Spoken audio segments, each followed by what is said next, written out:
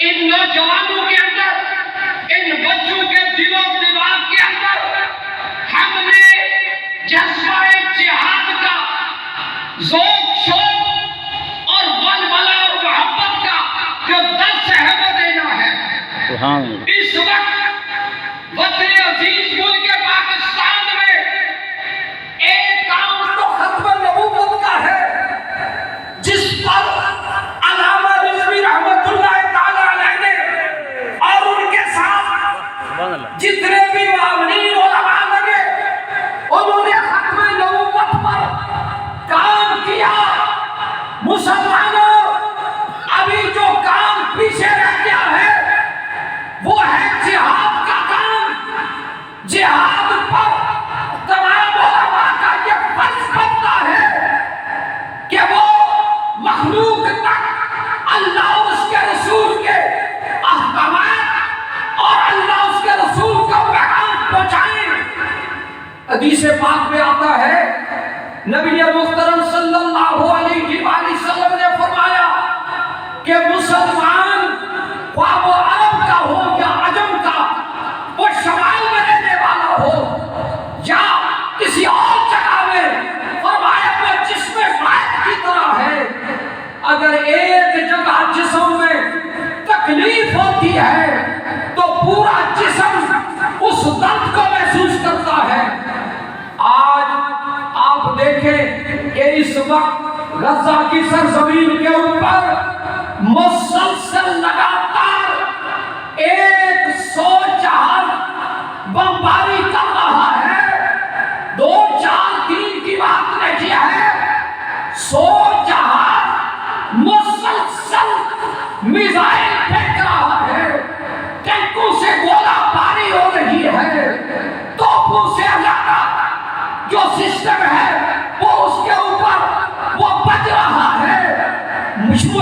مجاہدین کو شہید کرنے کے لیے اور مظلوم مسلمانوں کو شہید کرنے کے لیے کس قدر پورا کفر اکٹھا ہو چکا ہے۔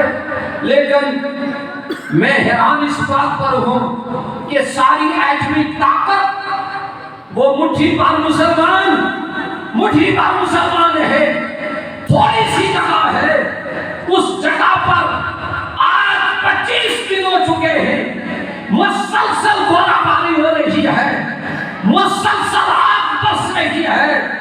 مسلمانوں ذرا سوچو تو صحیح، حضور کا میلاد کرنے والوں سوچو تو صحیح، وہ حلوہ کھانے والوں سوچو تو صحیح، امن و سکون میں رہنے والے سوچو تو صحیح کہ جہاں تھوڑی سی جگہ پر اتنا بڑا بارود پھینکا جا رہا ہے کہ تاریخ کے اندر اتنی بیماری آج تک کہیں نہیں ہوئی، اتنی بیماری کہیں بھی نہیں ہوئی جو غزہ کے اندر اور باقی مظلوم مسلمانوں کے اوپر ہو چکی ہے۔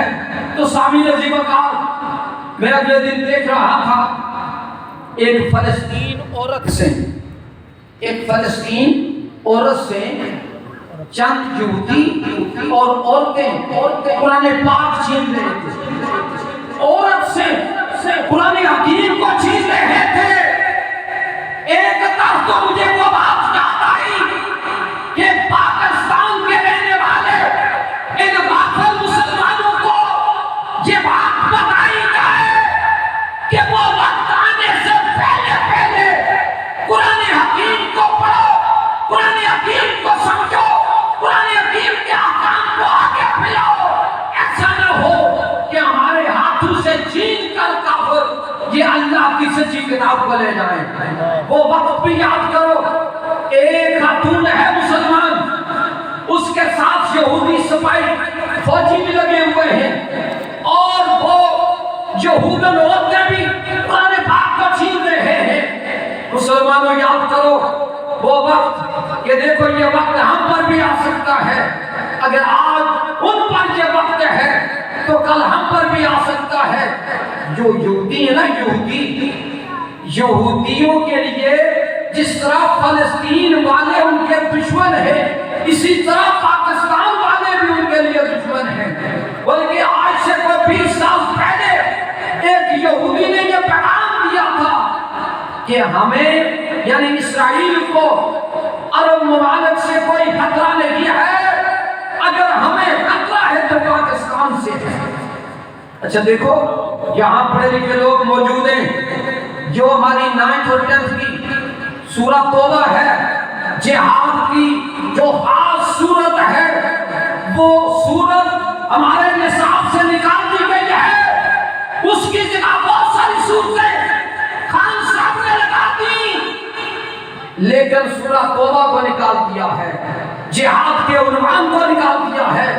مسلمانوں جہاں میلاد النبی صلی اللہ علیہ وآلہ وسلم کے پروگرام ہوتے ہیں وہاں پر علماء کا یہ فرض بنتا ہے کہ جہاد کے متعلق نوجوانوں کو تیار کیا جائے، بچوں کو تیار کیا جائے۔ اس وقت دیکھو فلسطین کے اندر سب سے زیادہ انہوں نے جو نشانہ بنایا ہے وہ فلسطین کے بچوں کو بنایا ہے، اس لیے کہ یہی بچے تو مستقبل میں ان کا ایک سرمایہ ہوا کرتی ہے قوم کی، جو معصوم بچے ہوتے ہیں یہ قوم کے سرمایہ ہے۔